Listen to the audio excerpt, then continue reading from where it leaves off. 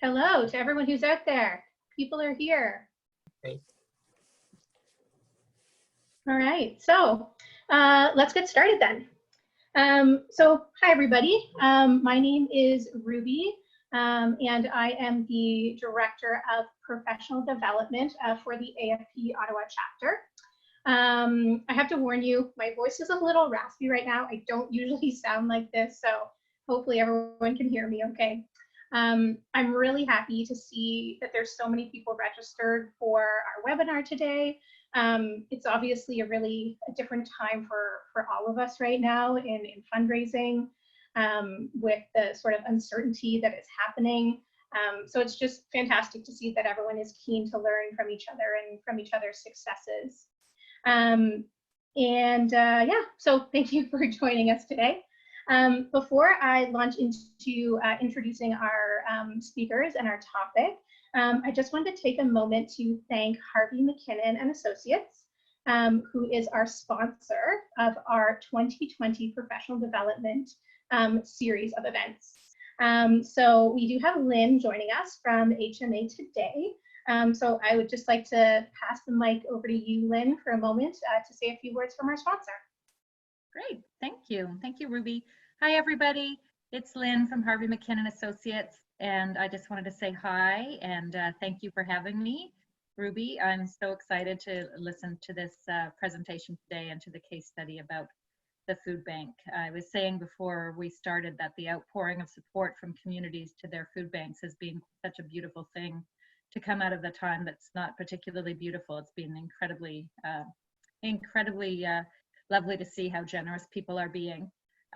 So I'm very excited, and we are thrilled to work again this year with AFP to sponsor this education series. And I can't think of a time when kind of sharing and supporting each other has been more important. So thank you for having me, and I look forward to hearing everything. Fantastic, thank you, Lynn. So now I'd like to introduce our topic for today, which we all know is digital success in a crisis. Which obviously is a very important topic, especially right now. We will be having the Ottawa Food Bank presenting a case study today. So we have Kelly, who's joining us from Blakely, and we also have Elaine, who is joining us from the Ottawa Food Bank to tell us about their experiences in digital. Really looking forward to this. Thank you both so much for sharing today. Just a quick housekeeping note. If anybody has any questions for our presenters during this webinar, if you could please use the Q&A at the bottom of your Zoom screen. There's a chat, which feel free to chitter chatter throughout. But if you have a question, our presenters will be taking it at the end, and it will just be a lot easier for us to find if it's in the Q&A section. Other than that, I think I will pass it over to Kelly and Elaine, and thank you both. Thank you very much. So I'm going to get started. It's Kelly, in case you don't know from the pictures. And I'm going to do, my portion will be to sort of touch on digital strategies overall, and then I'm going to turn it over to the star of the show, Elaine, to actually tell you about their great program and success at the Ottawa Food Bank. So first, before we begin, we actually want to hear a bit in terms of where you all stand, and we'd like you to go to menti.com, open your browser, and enter this code 358586. And then I'm going to share the results with you.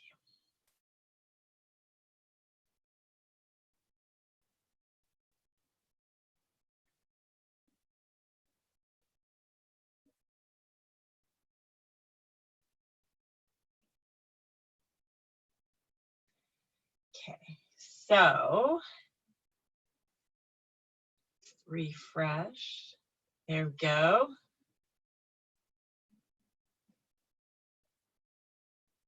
So it looks like the question was, what is your current fundraising aside, of course, of large group events, because we know most of those had to be, well, most of them, all of those had to be canceled. The first question was, you're only fundraising for COVID, so it doesn't look like anybody's doing that, which I think is great. And then we also wanted to know if you're fundraising for COVID, but you're also continuing with your regular events. And I'm super happy to see that half of you are doing that. And then continuing with regular fundraising, 21%, that's great. And then 29% have had to stop or reduce fundraising. So I know it's challenging times for everybody and that's happening. So I think part of some of these discussions I'm hoping might help you to sort of your way forward as well on top of the digital topic. So I'm going to go back to the presentation. So in terms of, and some of you, if you've attended any of the Blakely webinars, may have already seen this screen. But it's a really good sort of representation of that there's 3 areas of planning in this current situation. There's the crisis response, which I think most of us are kind of past that now. If you are fundraising, so the 50% that are fundraising for COVID, you were in this scene, or you were figuring out what to do with your current programs. And there's the contingency planning. So that's where you get into, okay, what do we do right now? What do we do with all our budgets and our planning and our revenues? And then there's the recovery planning, which is where you'll be in terms of looking forward to your fall and holiday campaigns. And I'll certainly say that's where we're sitting right now with OFB. Although we're continuing with their crisis response, we are also looking forward to how is the rest of the year going to pan out. So looking into just specific digital, so in terms of what's driving your digital right now, and what are you thinking now in terms of digital, that's sort of something to just keep in mind as we go through this. I'm going to share, and I won't go into super detail on every single one of these because as we said, you will see the slides. So strategy first, tactics second.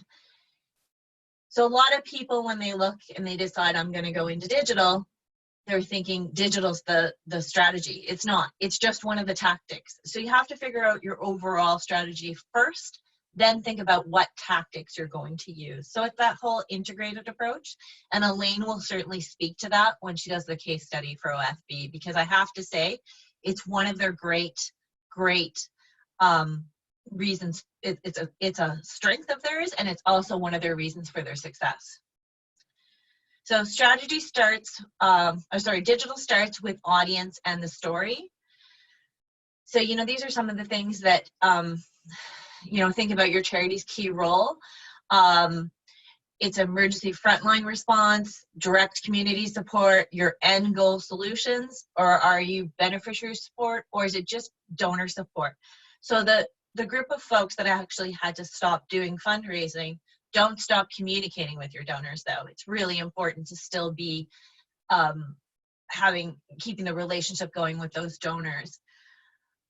One of my colleagues attended another webinar that spoke to learning from the 2008 financial crisis, and over half the donors that stopped giving after the financial crisis said it was because they no longer felt connected to the cause. And I think that's because the charity stopped communicating with them, thinking that no one, like, you know, people didn't have money. But they should have kept the lines of communication open.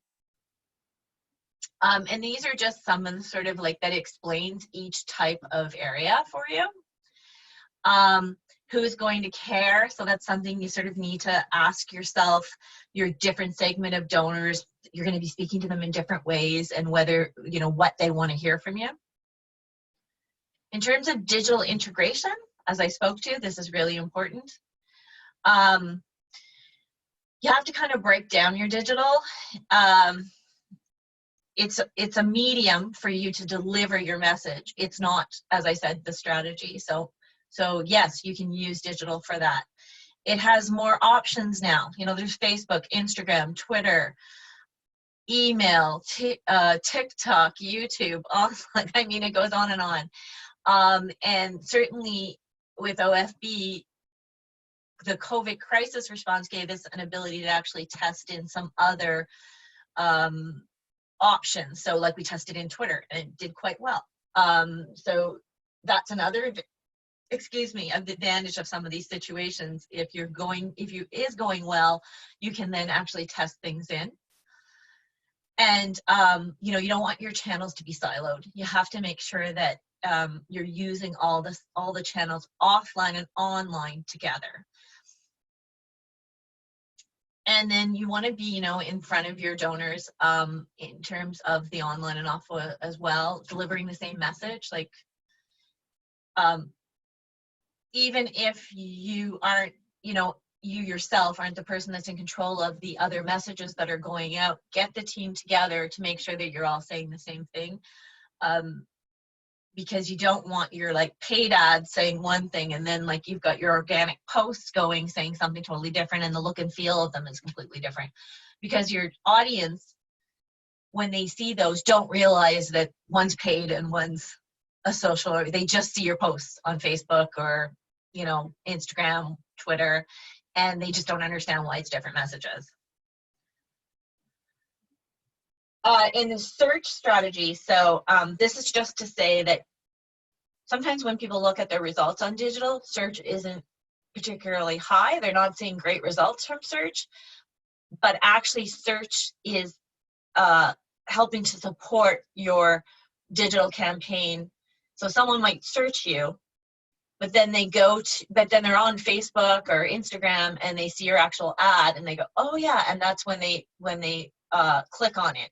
Or they're in search looking for information and your ads pop up. They might not click on them in a Google search, but they will click on them when they're on their social, because that's when they're actually spending more time and often have the time to actually click. So they support each other. So don't just assume that because one area of your digital, you know, one channel of digital isn't doing well, that it's not worthwhile to keep it. And then you have to make sure that you're building in the infrastructure and capacity to actually deliver. You have to determine sort of today, what's the focus on your fundamentals, your data, like how are you collecting and storing this? Tracking is super important. You have to make sure that you are able to track, you know, you have the right pixels, as we call them, on your pages. So when someone clicks on the ads and they go to the donation and make a donation, you know that it's because you have digital out there, or because you sent an email, or that it was organically they got to you. Like, that's all super important. And then, you know, this is just, again, speaking a little more to the details about tracking and how that works. So you'll have that. The power of data in digital. So, you know, that whole data is queen. So it's like content is queen. Well, it's the same sort of thing. And we sort of say data gets less credit. It drives all your email strategies, social. This is how you find out your tribe. So you find out who actually is supporting you. The owned media that you have. Any bot media, so targeting, you can actually target through that. And of course, search is how people find you. And then you have to collect that information, because it'd be vital down the road when you're looking to roll out other campaigns. So in terms of how you can use the data, anything in your database or information that you've collected on your website, your email addresses, so you can actually use those email addresses and upload it to your social media, and then those people will see your ads. And then it creates lookalike audiences from those email addresses. And so it's kind of that same idea, like if you do mail and you're doing lookalike audiences in the mail in terms of like an unaddressed piece or the addressed pieces that Canada Post does, it's the same idea, but it's digital. Using information like the last donation, what kind of appeal they gave to, you know, that you know generated a strong response. You can use that for learnings. Your types of donors, of course. what channel people have given through, and then address information is really great, because you can actually target using FSAs in digital as well. So on Facebook and Twitter and Instagram, you can actually target certain areas. And so this is key for, you know, if your charity is someone like the Ottawa Food Bank and only focuses in Ottawa, we obviously focus their digital ads on Ottawa area. And then, you know, this just gets in a little bit about the holy grail of digital. 58% more likely than mainstream marketers to strongly agree the first party data is a strategic asset. So it's even more important than in other areas. Here's a bit about remarketing, so you can read on about remarketing and how it works. So the idea of remarketing, just to give you sort of a visual of it. So if you're ever like, you search for a pair of black pants, and then those same black pants pop up when you're on Twitter, and oh, you're on Facebook, they're Twitter, and then you're searching the web for something completely different, like what a recipe for dinner, and those black pants come up again. So basically those pants are following you around the internet because of these remarketing pixels. And then you can create custom audiences, I was sort of already talking about. And then there's some free prospect and lookalike modelings, which I was discussing, that you can do. And this gives you sort of an idea of how that works. So it's a visual into it. And then this is sort of talks about how you can actually collect the data. So this is a great resource for that. You know, you can set it up with your pixels, record all your data on your websites and in your databases. And then, you know, you can generate leads from that. Petitions are a great way to do that. So lead gen campaigns. We did one with the Ottawa Food Bank last year during the election that worked incredibly well about food security and poverty. We tested downloading a report versus a petition, and the petition by far was more successful. But it's a really great idea for your organization to actually test that. It could be different for your organization. Could be that people actually want to value add it in order to actually give you their email address. And then in terms of where you want to invest, you know, to move through the crisis, again, reminder, strategy first, tactics second. And this is where you're asking sort of where are you and where should you invest? You know, if you're foundational, so functional donation forms, you have data, flow, business rules, you're sort of, you know, all set up and ready, you know, but not quite ready to go. Then there's the intermediate where you've actually started doing some of that automation of email capabilities. You have the staff or you have vendors that can do that for you. And then advanced, of course, is like, you know, you're totally ready. You could go into some of the new technologies like House Party or TikTok, or do some peer-to-peer. And of course, as we know, there's always something new and shiny. No one is talking about, you know, mobile optimization as being foundational anymore. That's just a given. Like, you have to be mobile optimal. It's not even a discussion anymore. And a lot of new technology, but you know, what's usable now is what you sort of have to figure out. So just because there's a new technology doesn't necessarily mean you have to try it out. You have to make sure that it actually makes sense. It's part of your strategy. And then, you know, just remember that there aren't just contingency channels for now. You're investing in a valuable tactic.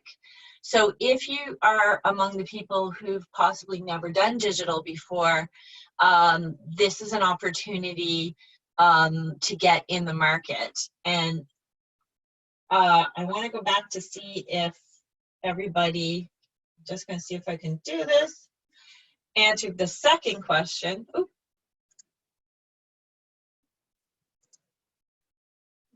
Doesn't look like people did. So there was a second question in that Menti about how are you doing digital now?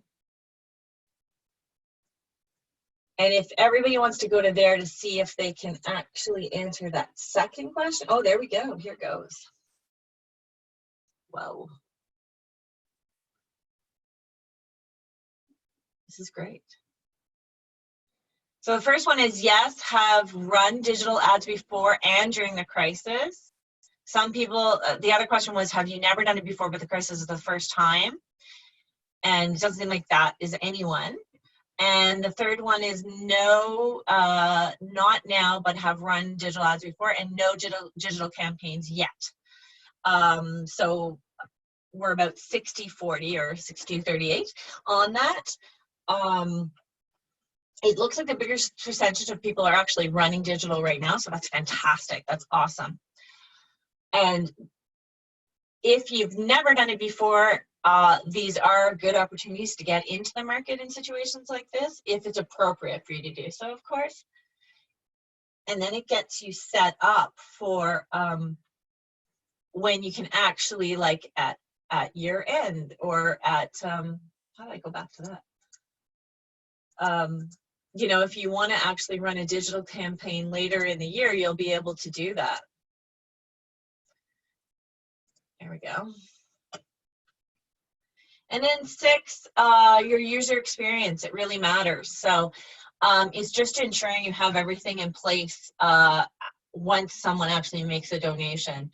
What happens? So an onboarding experience for those donors. And in the case of like a digital type campaign that's about a crisis, you don't want to use your regular onboarding experience. You want to make sure that it's customized for that crisis, that the messaging is on, you know, strategy. You know, you want to make sure that there's content on your website. You have to make sure that you're giving clear-cut messaging. You're collecting information on those donors that they actually gave to the crisis, whether it's digitally or otherwise. And if they are existing donors, you're looking at your past donations from those donors as well. And this is, you know, you have to think about the opportunity of these donors in addition to that. Like what happens with these donors after they give to you? You know, you don't want to just put all this effort into bringing in all these donors and then not make any investment in actually turning them into long-term donors.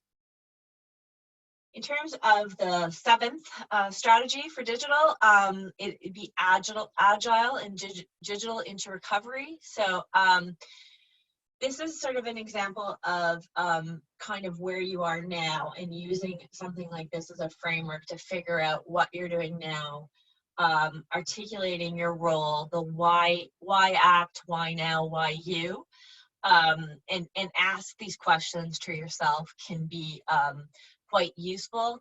And what we've been doing is through every stage of planning, we go back to these questions for all our clients, and it's quite useful. So at this stage, I'm going to stop talking, and I am going to turn it over to Elaine to tell you about the great success that the Ottawa Food Bank has had in digital, not only in the crisis, but also leading up to the crisis. Perfect. Well, thank you so much, Kelly. Hi, everyone, and thank you for joining us on this webinar and letting me share information about the Ottawa Food Bank strategies. This is quite the wild ride.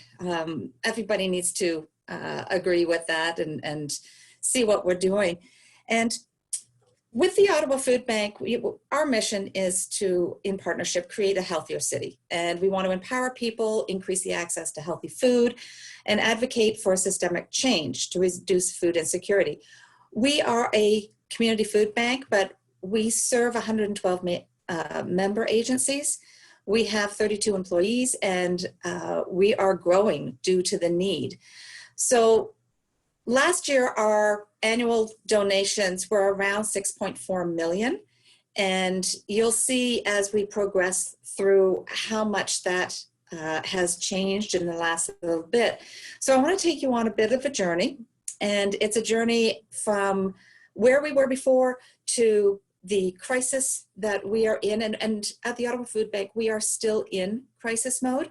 But that's not to say that we haven't started thinking and applying strategies for our contingency and for our recovery modes that we will be going into. So where were we when all this started? We had already invested in our digital. We had a robust website. We had it in, it was bilingual, so we had French and English. We have social media investments. So we had Facebook, Instagram, Twitter, LinkedIn. We had just brought on board another person to the communications team. And I will do a shout out. Thank you so much, Joey. You have been absolutely amazing. And we also had a seasonal and evergreen digital ads that we were using.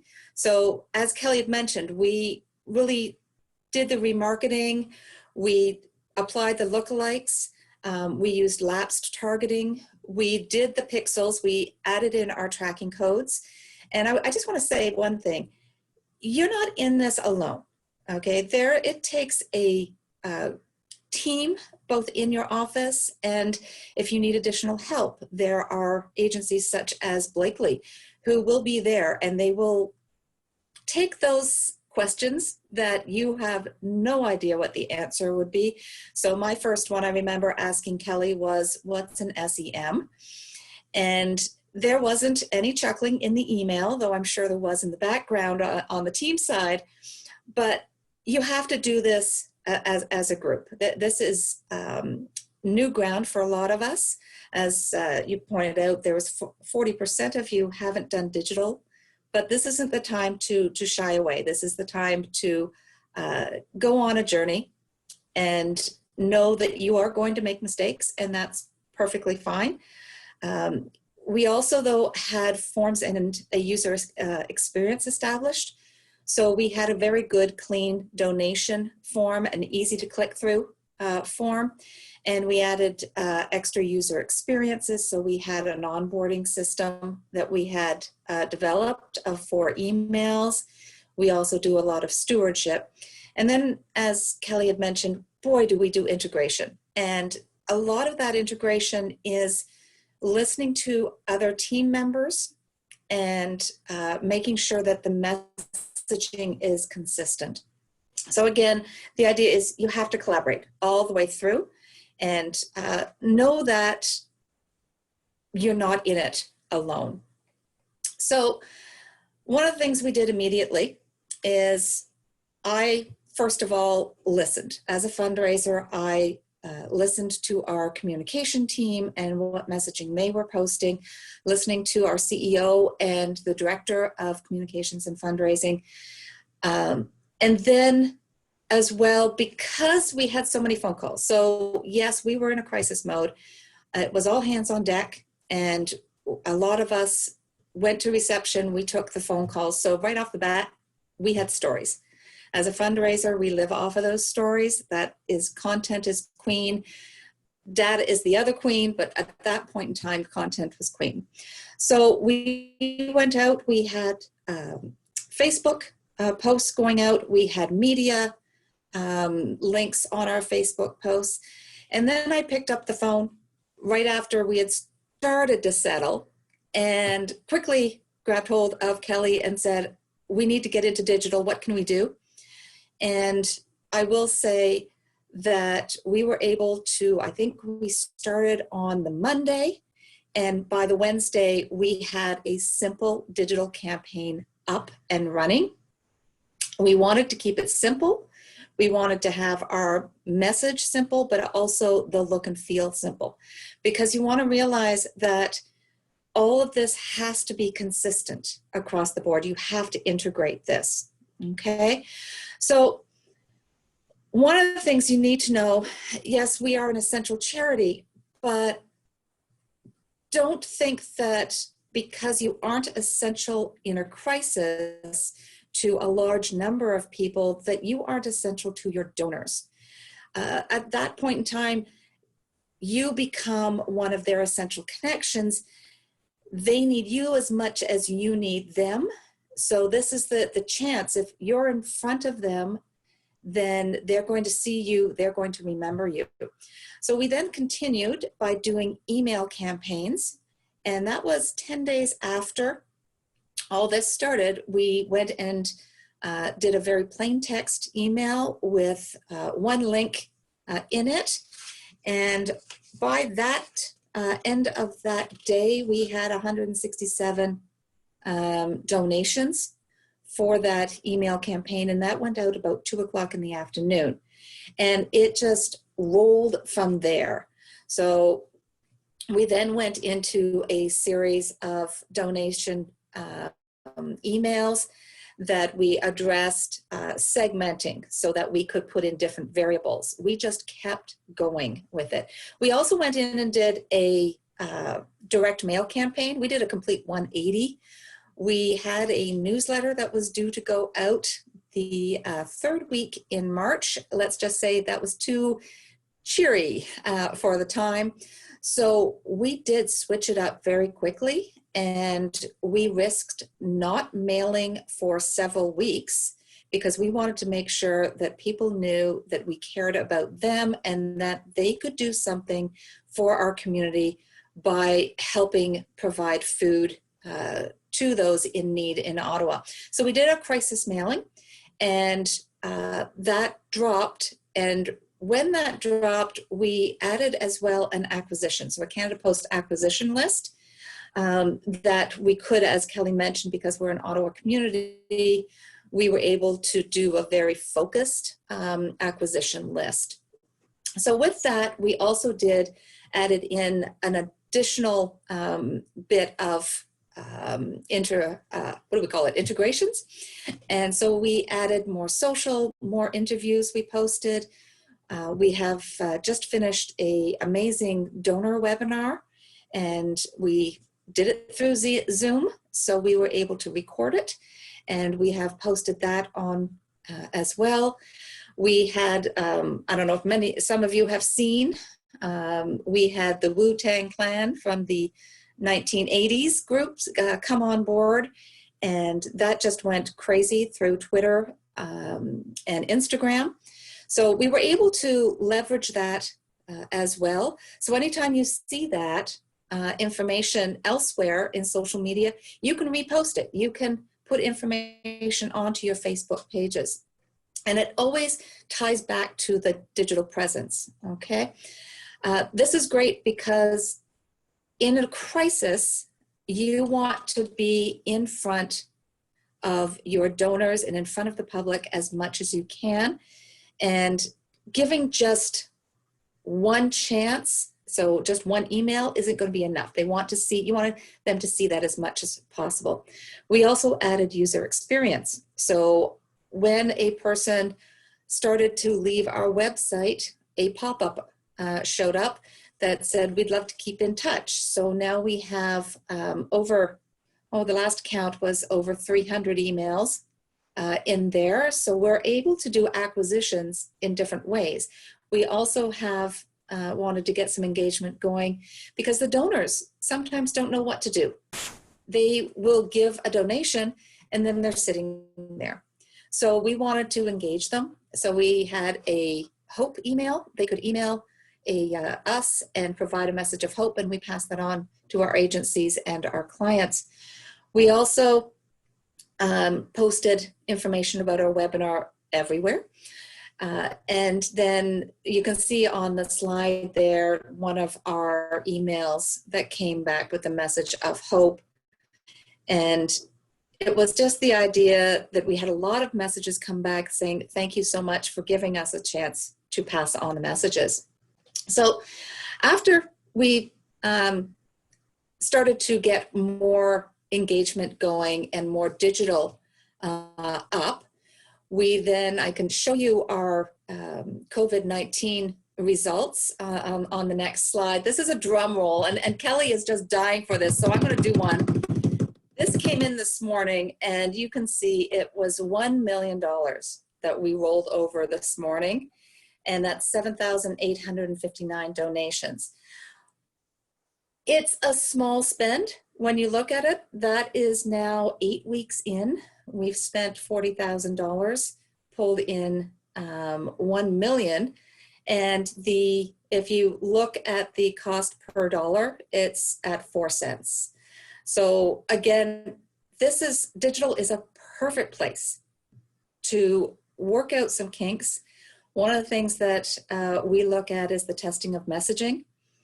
We also work with the ABER group through Blakely, and they do an amazing job when they watch it for us, so they will put a bit more spend into one area, such as the Google ads, a little bit less in the Twitter, depending on what's going on. So we also feed them what our activities are in the week so that they can monitor it. So this is a early on slide that or report that I had pulled. This looks at the digital media spend and the outcomes to date. So as you can see, we did have some spikes, but this also shows what is really important is that donors give when something's in front of them. So if you looked at the 23rd of March, we actually had a $20,000 donation that day from one of our donors. They, instead of calling up our major gift officer, it was in front of them at the time, and they were able to give right away. So that just shows how digital can be used for when other people see it, they go, oh yes, I was meaning to do this donation. Here's how easy it is. I click on this ad and poof, I'm into my donation page. So it really helps the donor quite a lot. You can also see there was a boost there. The second boost was the Wu-Tang Clan. And that was a huge boost. And that link actually, it wasn't the link in the Facebook post to the digital. This is people hearing about it and then seeing the ad show up. You know, just like Kelly was saying, those black pants follow you everywhere on your digital when you're looking at Google. The Ottawa Food Bank ads then started popping up. So again, it was an easy place for people to donate. And then now we're continuing in to the contingency. So we did a little bit of a pause with COVID. As I said, we did a 180 and chose not to put out our newsletter. But we didn't give up, and we wanted to keep going with our donors. So one of the things what we just started is our Baby Basics campaign in digital. We're also running a Ramadan campaign. You'll see the lovely boy there, or girl. We're not quite, I'm not quite sure. I think it's actually, no, it's a girl. I can see the nail polish. So we're running that right now, and that is doing very well. And we're also looking at running a stewardship campaign through the summer to thank donors, but also to say that we still need their assistance. Our services continue. And that's something you need to think of in your sphere for your charity. Your services continue on. So it's best let your donors know that they're important to you and that you're there to help them fulfill their goals as well. We also continue with our email campaigns. So we just finished a Mother's Day campaign going out with emails. We're going on with our newsletter finally, and yes, there'll be a COVID section in there, but we still will keep in information about our farm. So you can keep in other information about different programs and let them know how it's being impacted by this crisis, but your services are still going. We're also doing direct mail for the springtime. We're keeping going with our social media posts, and we're also bringing back or integrating some virtual events and P2P events. So it's important to strategize and to keep moving forward. Just like Kelly said, the boat going up the river, that's just the channel. So you want to integrate all these campaigns together. So we'll have a quick look at what our results are so far for digital media. So this, you can see the Giving Tuesday, and you'll see in a moment when We show other results, how the integrations worked. So with the Ottawa Food Bank, with Giving Tuesday, we had a small spend. And again, we brought in 17,000. And that cost per dollar is still sitting at 13 cents. Now, I like to look at things holistically. So I want to be able to look at not just the digital by itself. Of course, I will later on look at how did the Giving Tuesday, my emails to my donors work, the digital that we used, the Facebook posts. And because we use tracking, we have the pixels in, we have coding put on our donation page that so we can see where the donation entered into that page with each one, and as well in Razor's Edge, the platform that we use for our database management. We have the coding so that we can see where it came in, whether it was allocated to digital or whether it was allocated to our emails. You can also see our Spring Match and Mother's Day campaign that is still ongoing. We've done a very small spend right now because we're also in the market with COVID. That is slowing down, but it's important to have that balance and let your donor choose. Maybe they do like that cheerful child in the campaign versus the very bold branded image that we use for the COVID. So, but you can again see it's 16 cents on the dollar. And then our Ramadan campaign, that we're using a very targeted remarketing campaign for that. And it's still doing very, very well. So this just shows you how the digital works. Now, I wanted to show you the Giving Tuesday when I talk about integrating campaigns. This blew us away. Ottawa is, and I'm sure all of you can attest to this, one of the most generous communities in Canada. They will give again and again and again. So we went out for Giving Tuesday Now campaign last week. We sent out a pre-email on the Monday, and then the Tuesday was dedicated solely to our Giving Tuesday messaging. And that included our Facebook posts, our Instagram posts, our Twitter posts that we had gone into, our emails. We had 3 emails go out morning, noon, and night with a thermometer on it to get a little bit more engagement going from the donors. And so you can see the different posts. We have the Instagram one, and we loved the idea that we focused on hampers and that our graphic actually looked like the buildings landscape of Ottawa downtown. We couldn't get it to look like the Parliaments, but we tried. And we carried this message all the way through to our landing page for the donation. And one of the things that I will say, it's really vital to have your messaging, some of your messaging on that donation page.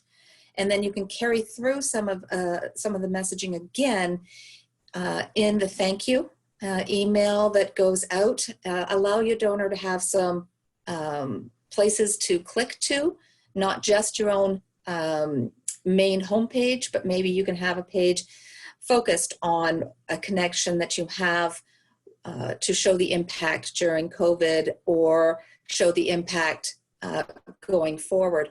We also have different emails. There's also the follow-up links. So we also did quite a lot of thank yous that day, and you can see that it was $352,000 that we brought in.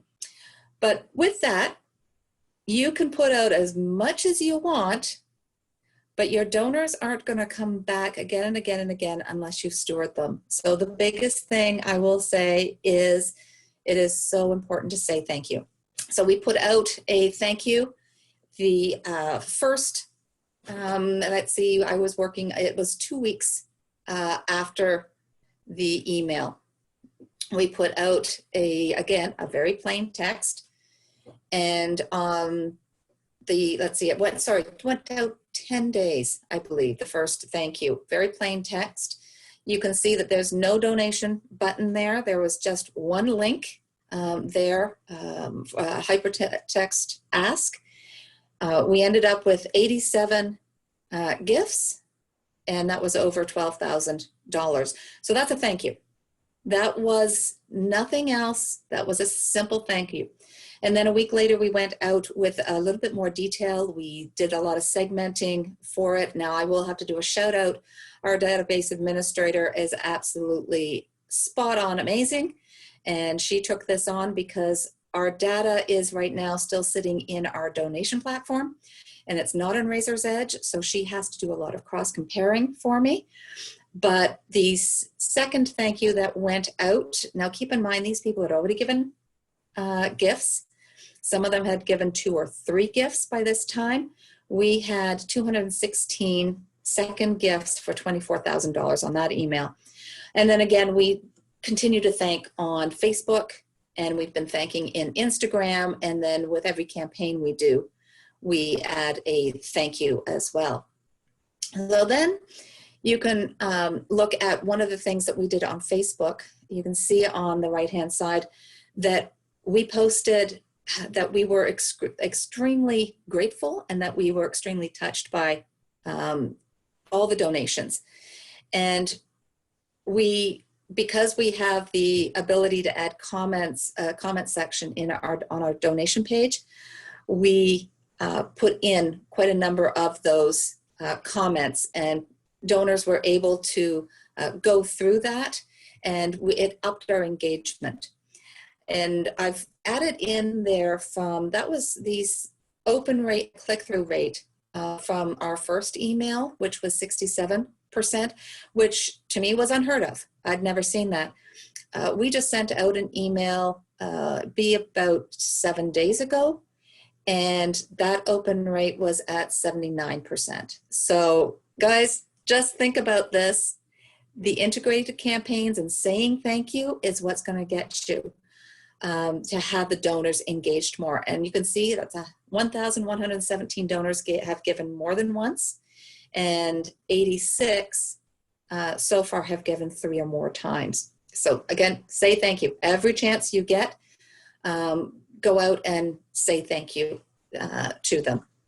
So one of the things I wanted to focus on as well, I wanted to give you an idea of the first 3 weeks of being in digital. The accomplishments have not just been the dollars. The accomplishments is the idea that we have built our email profile. So in the first 3 weeks, it was 3.5 million. And in the next few weeks, we'll be coming out with a report on all the impacts, as well as our totals for the, or the totals that were raised during the COVID crisis and moving into contingency. But you can see there the digital, just 3 weeks in, was 445,000. The emails brought in 300,000. The social media posts there, the corporate events were bringing in 80,000. And then we had additional general online donations where they were just going to our straight website. That was 1.6 million in the first 3 weeks. What this doesn't show is, I can tell you right now, is we have 37,000 donations sitting that is from the first 8 weeks. And of that, 27% are brand new donors. So they have seen or heard from us. They've seen images of us in our digital. They've seen us on the news. They have maybe had a forward or shared link. So the more you're out there, the better it is. And digital is an amazing channel to do that. So going forward, what we are doing, our contingency is now June to August. When I first talked about this a month ago, by the way, the contingency in my head was starting in May. So this, you can see it's fluid. It's a fluid situation. I strongly recommend to you that you keep the consistency of messaging. You ask your donors, how are you doing? You know, and let them know what's going on. Know that there's going to be some challenges as you go through this. Know that there's lots of help out there. There's definitely for us challenges around the data collection and the data management. It's moving it from one platform to the other, and it's processing it. But the other thing is we're also moving into that recovery planning. So yeah, we're planning for our fall newsletter. We're planning our August campaigns, our September campaigns around Thanksgiving. We're moving forward. We're not stopping because the services that all of us do are needed in the community. Otherwise, we wouldn't have started them in the first place, okay? So look at what you're doing in the way of your strategy. Reach out and get help when you need it.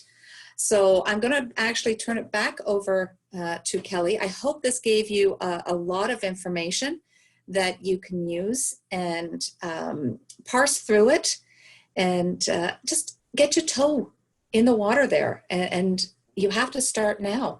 So let me pass it back over to Kelly.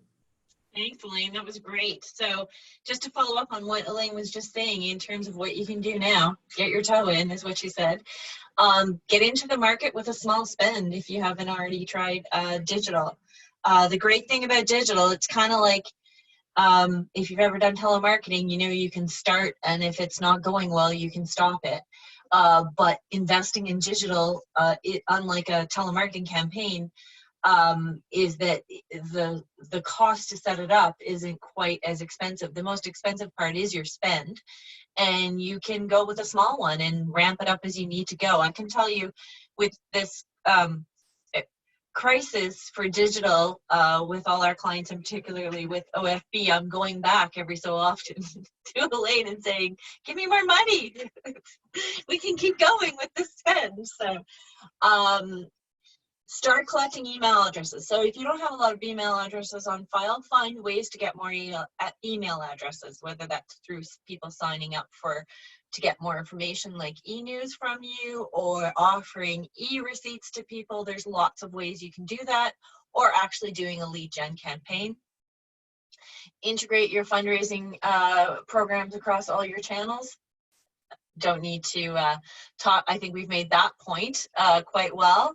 And then test some messages. What's really great about digital as well is you can test a whole bunch of different messages in creative and then roll that out in print.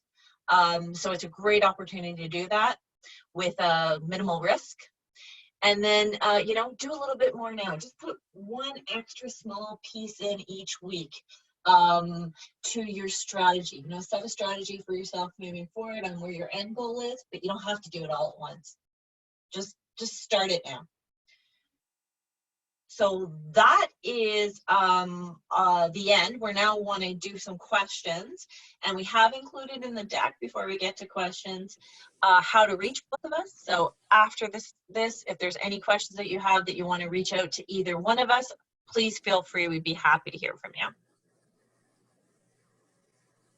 Thank you both. That was fantastic.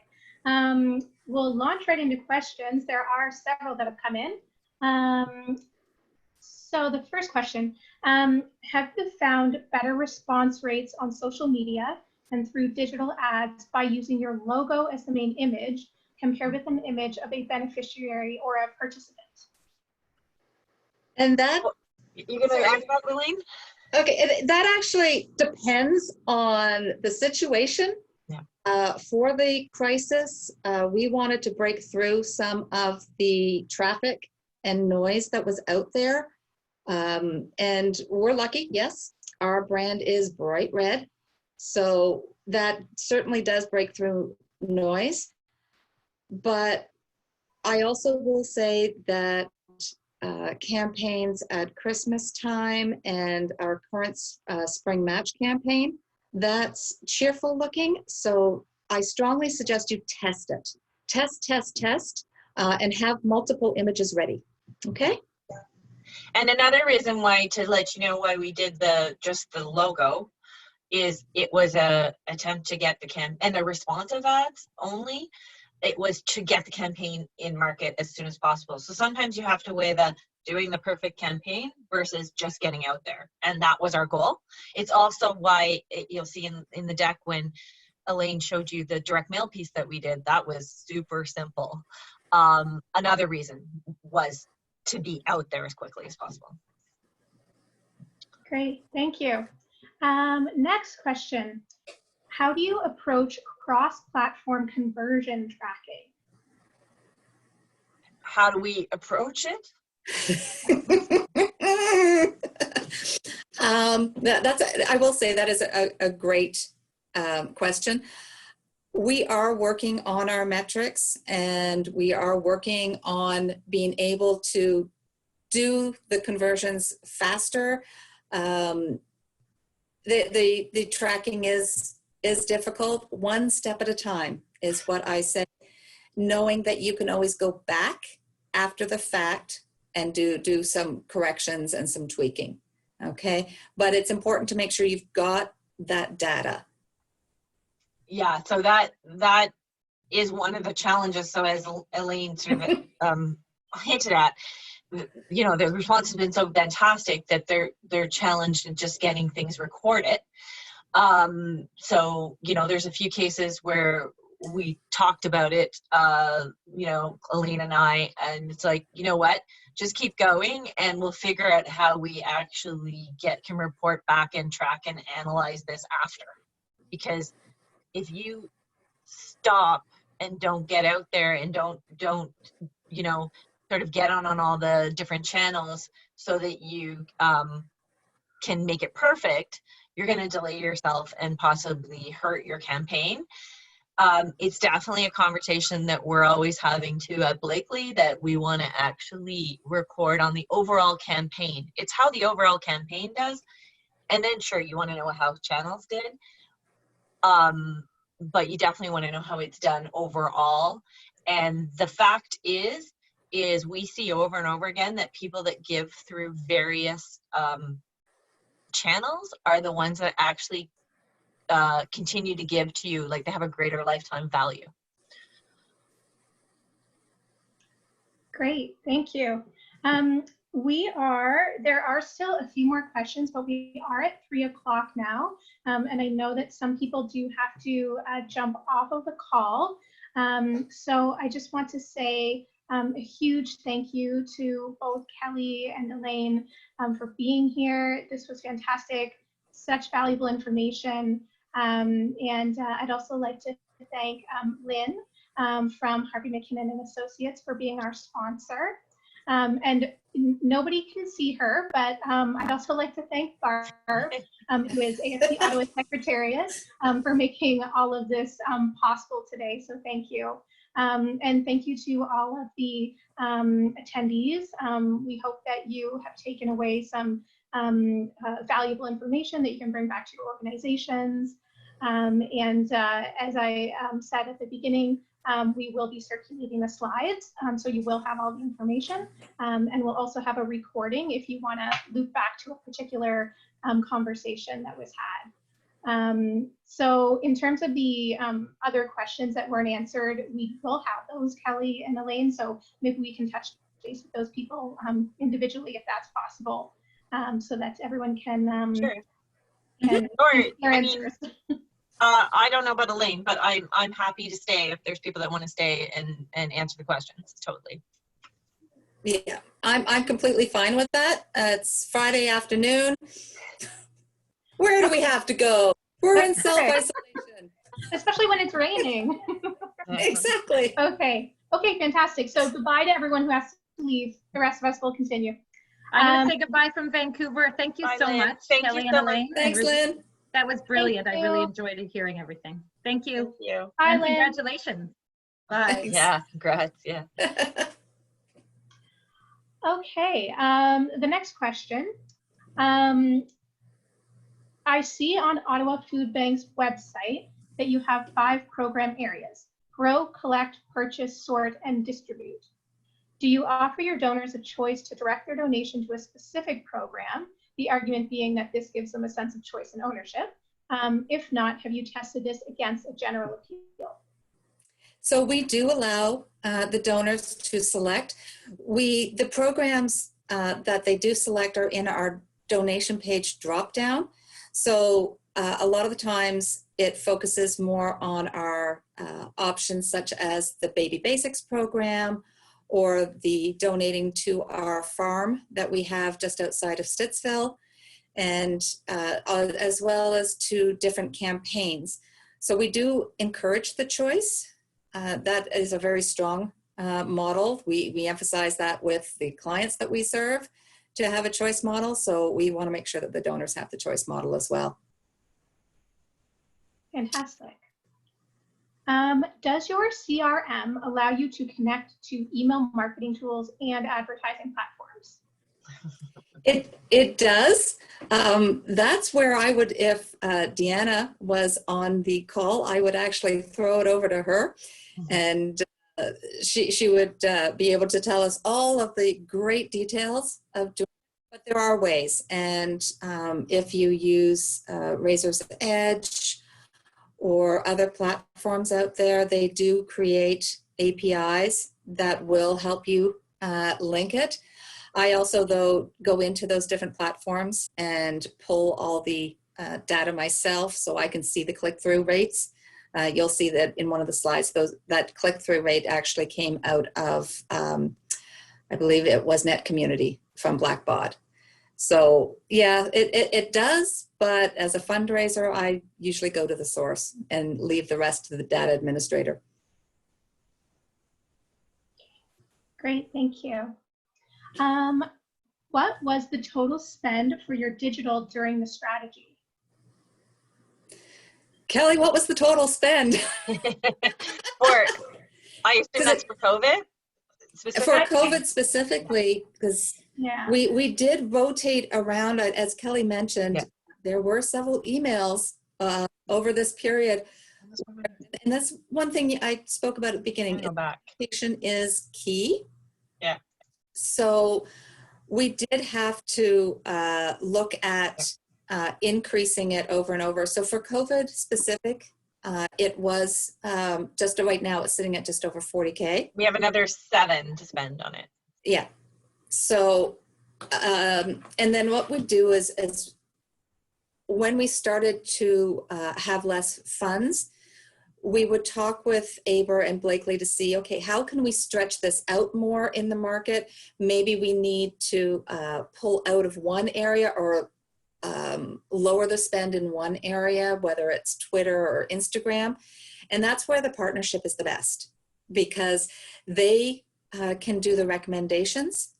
And of course, you can look at the metrics too. I do, and I question it all the time. But it doesn't, the spend is actually quite small in comparison. Now, if it had been a very high cost, then we would look at adjusting. We might question, okay, is the message correct? Is the time correct? So you've got to look at that as well. And it also, keep in mind that the spend here does not include the additional administration fees, and correct me if I'm wrong, Kelly. But this is just the media spend. It doesn't include any fees or any like coding, HTML coding, like hard costs you have to do to get the ads right now. In this case, with the COVID one, because it was responsive ads only and just the logo, there was none of that to be done. When you do the ads that actually, have more creative to them, there is also, costs to get those coded and looking like they should and not amateurish up on your ads. And then I just wanted to touch on what Elaine said about like adjusting. Like in this case, we haven't had to really adjust anything other than the spends. But yes, we will. So at year end, for example, holiday and year end, that campaign wasn't going, like we were about midway through December, and we were finding it just wasn't picking up like it did the year before. So we actually adjusted and went right into that like more urgent year-end messaging earlier than we had planned, and the responses picked up immediately. So that's a learning for this year. The other thing too to note when we're talking about fully integrated, this is something that I just thought of to share. In 2018, OFB saw that they raised a lot more money from digital, and yet their direct mail was down. But overall, the campaign raised above target. Last year in 2019, the digital results went down a bit and the direct mail went up. So it did like a reverse, but it still beat target when you combine them all together. So it's going to ebb and flow like that, like through campaigns and through the years. And it's just say not to panic when you see that. Yeah. One of the other things to look at is when you start in digital, it's very similar to if you're getting t-shirts for an event set up, and you have to charge, you have to pay that extra setup fee, you have to pay the administration fee, you have to pay the delivery fees. But after a while, if you're savvy and you can do it, you've got the same event going year after year after year, and maybe you're only changing one small element of that t-shirt. So you're no longer paying that large setup fee. You're no longer paying the extra costs. And what also can occur is you might get a bit of I don't want to say a discount, but a lower price because you're going in the market longer. So this is something that you have to look at. And when I say, you know, just get your toe into it, get your toe wet, because you're going to learn so much and be able to get in the market continually, and it's going to get easier. It may seem difficult at first, but it does get a lot easier, just like I'm sure the events fundraisers now ordering a t-shirt or ordering a poster, getting a poster made is just like snapping your fingers. Okay. Any other questions, Ruby? There is. This one is, I think, for Kelly. It says, what key lessons from the Ottawa Food Bank local case study do you think can be scaled up for a national organization where the community link may not be as strong or evident? Yeah, I mean, definitely it's always a challenge because, you know, this is a community-based organization, but I think what is important is the integrated concept in terms of, like, if you're a nationally based organization, maybe you don't have chapters doing local events, but let's say you do. If you had chapters doing local events, then you want to make sure that you're talking with those chapters, and whatever they're doing, their messaging is the same. Or if they're doing media in their area, that you're plugging into those. You can actually target digital in the specific areas to like if your organization does events, on the days of events, you could target it. On the days you know they're getting media, you could target your spend in those areas. I think what OFB has done right isn't necessarily about being local or not. What they've done right is that they've made sure that everything is integrated, and they've made sure that they're looking at their results holistically.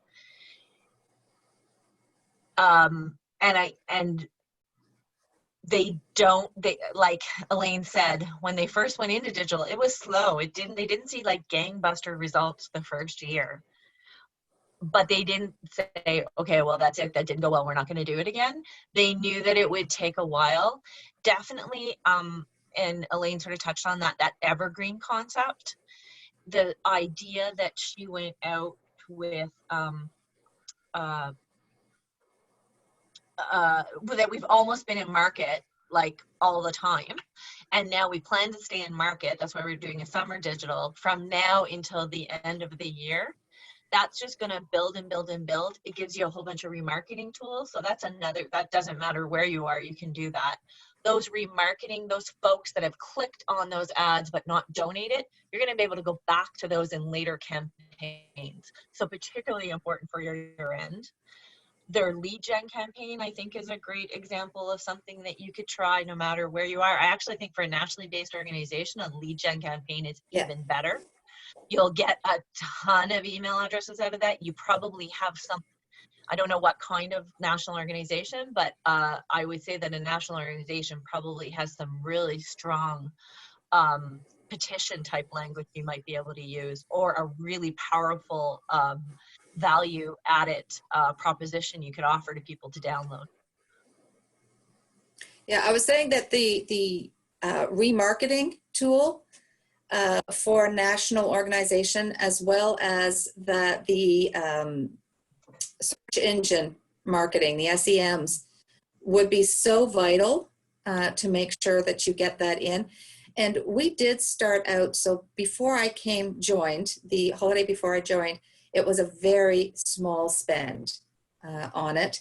And then after I joined the following holiday, we chose to do the exact same amount of spend. And that was when Kelly was saying that it went gangbusters. We had amazing results. But I will say, I think the amazing result was because we also integrated. And so, and we defined as well more of our remarketing. We had a larger email pool to use in that remarketing for the lookalikes. So it's, it is very easy to do it at the national level if you use the correct tools. Yeah, and that's a really good point, Elaine. So that proves the point that it doesn't mean you have to spend more on your, like in terms of the spend for the media buy. So from 2017 to 2018, in 2017 it was a particular spend, and the next year they spent the exact same amount and they tripled their revenue. So it was all the other things that we were doing and that they were doing that actually tripled that revenue, not how much money they spent in media. So it's a really good lesson in terms of that. Okay, great, thank you. I think we just have one final question here. Okay. And I apologize if you've answered this so far, but I'm just going to ask it just in case. Curious if the 40K investment was fully into digital ads, as in social SEM banners, or other mediums as well, like radio? No, so that was just for the digital ads. And then we have a communications budget that we worked with as well. And keep in mind for digital, don't forget the idea of Google Grants to help you out when you are just starting. We still have the Google Grants, so that's vital to look into that as well, because that will help you out. And I'm not quite sure, Kelly, you might know, I want to say it's 10K on the grant, but I'm not quite sure. I think so. I don't remember off the top of my head. It's a small portion of your spend, but totally valuable. And it's a little bit of work if you don't already have an account to get it set up. It can be a bit of a hassle, but it's very worth it for sure. Yeah. Yeah, and the rule I go by is if you don't know as a fundraiser, good on you, because all you have to do is pick up the phone and call somebody or reach out in an email, talk to Google, they're going to help you. So don't worry about that. Fantastic. And, you know, the end of, after this individual, Olga asked that question, she said, thank you for a very useful presentation. Oh, that's So, wonderful. And I second that. You know, really appreciate you guys being here. Thank you to everyone who stayed with us through the extended Q&A. And I hope that everybody has a really fantastic long weekend and has a chance to rest and relax. Wonderful. Thank you very much. Thank you, everyone. Have a great weekend. Thank you. Bye. Bye.